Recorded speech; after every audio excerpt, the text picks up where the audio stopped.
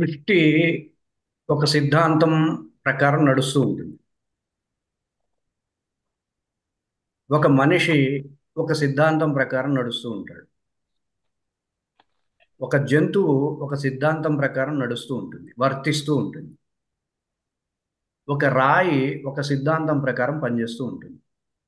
సృష్టి సృష్టిలో ఉండేటటువంటి ప్రధాన అంశాలు, అన్ని అంశాలు ఒక సిద్ధాంతాన్ని ప్రాతిపదికగా చేసుకొని ప్రవర్తిస్తూ ఉంటాయి. అవును గురువు. That is law of universe. That is universal law. అయితే ఈ సిద్ధాంతం ఎలా ఎలా పనిచేస్తుంది అంటే, రాయి సిద్ధాంతం ఏంటి? కదలకుండా ఎలక్ట్రాన్. దాని సిద్ధాంతం కదలకుండా ఉండడం. అవునా? కానీ అవును నేను గురువు. దాని సిద్ధాంతం కదలకుండా ఉండడాన్ని నేనేం చేస్తాను? మార్చగలుగుతా. రాళ్ళని కదిలేలా చేస్తా. అవునా కదా? అవును గురువు. అంటే ఏంటి? నా సిద్ధాంతం కదలని వాటిని కదిలేలా చేయడం. అర్థమవుతుందండి? అర్థమవుతుంది. ఇప్పుడు నా సిద్ధాంతం కదిలే వాటిని కదిలేలా చేయడం కాబట్టి నా సిద్ధాంతం ప్రకారం సృష్టిలో రాళ్ళు ఉంటాయి, కదలని ఉంటాయి. కదలనివి సృష్టిలో ఎందుకున్నాయి? నా సిద్ధాంతం ఏంటి? కదలని వాటిని కదిలించడం. అవునా కదా? అవును గురుగారు.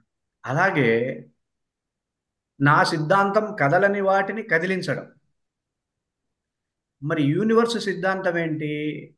కదలని వాటిని కదిలించే వాడిని ప్రేరేపించగలగడం యూనివర్స్ యొక్క సిద్ధాంతం.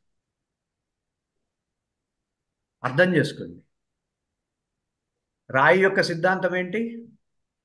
కదలకుండా ఉండడం. కదలకుండా కదలకుండా. ఒకే ప్లేస్ లో ఉంటాం. నా యొక్క సిద్ధాంతం ఏంటి? కదిలించి ఏ కదలని కదిలించగల వాటిని కదిలించగలగడం. కదిలించి కదిలించడం నా కదిలించగల. సిద్ధాంతం. ఇక్కడ నా సిద్ధాంతం వల్ల ఏమైపోయింది? అవి కదలాల్సి వస్తున్నాయి. నేను నా ఇష్టం వచ్చినట్టుగా కదుపుతా దాన్ని. అర్థమవుతుందండి? ఇప్పుడు ఆ రాయి పాత్రలో మనల్ని ఊహించుకుందాం.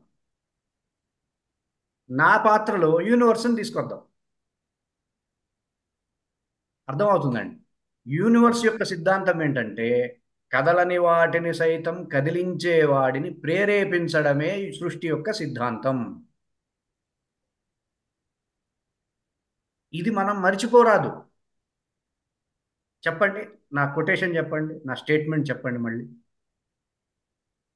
కదలని వాటికి కదిలించే విధంగా ప్రేరేపించడమే యూనివర్స్ తాలూగా సిద్ధాంతం. కదలని వాటిని కదలని వాడిని కదిలించే కదిలించే వాడిని సైతం కదిలించే వాడి ప్రేరేపించడమే సృష్టి యొక్క సిద్ధాంతం. యొక్క సిద్ధాంతం. ఇప్పుడు ఏమైపోయింది చూడండి. ఇప్పుడు రాయి అని ఉంటుంది. రాయి మనిషితో మాట్లాడుతుంది. ఓ మనిషి మనిషి, నా సిద్ధాంతం కదలకపోవడం కదా, నా సిద్ధాంతం కదలకపోవడం కదా, ఎందుకు నన్ను కదిలిస్తావు అని రాయి అనొచ్చునా? అనొచ్చా? అనకూడదు.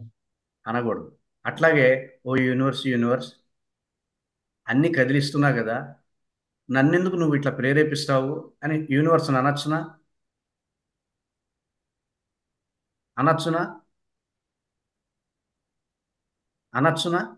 ప్రేరే- ఉం? ప్రేరేపించు నన్ను ప్రేరేపిస్తుంది. నన్ను ఎందుకు ఇట్లా ఊరికి కాగి ప్రశాంతంగా కూర్చొనివచ్చు కదా, నన్ను ఎందుకు ఇట్లా ప్రేరేపిస్తావు మాట్లాడితే అని యూనివర్స్ని మీరు అనగలరా? లేదు గురుగారు, అనగలదు. అనలేం గురుగారు. అనలేం.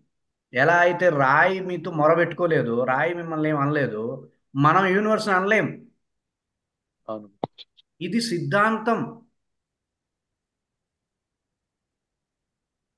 ఎలుకని తినే పిల్లి, ఎలుకని చంపే పిల్లిని కుక్క చంపుతుంది. ఇది సృష్టిలో ఉండే సిద్ధాంతం ఇది. అర్థమవుతుందండి? అర్థమైంది. ఎలుకని చంపే పిల్లిని కుక్క చంపుతుంది. మన కళ్ళ ముందు కనపడుతున్న సిద్ధాంతం అన్నమాట. రాయిని కదిలిస్తున్నావు నువ్వు, నిన్ను ప్రేరేపిస్తుంది యూనివర్స్. దీనిలో ఉండేటటువంటి ఒక అంతరార్థాన్ని మీరు గ్రహించగలిగితే లా ఆఫ్ అట్రాక్షన్ని పర్ఫెక్ట్గా చేయగలుగుతారు, అద్భుతంగా చేయగలుగుతారు. అర్థమవుతుందండి. ఇంకా వివరంగా చెప్పుకుందాం.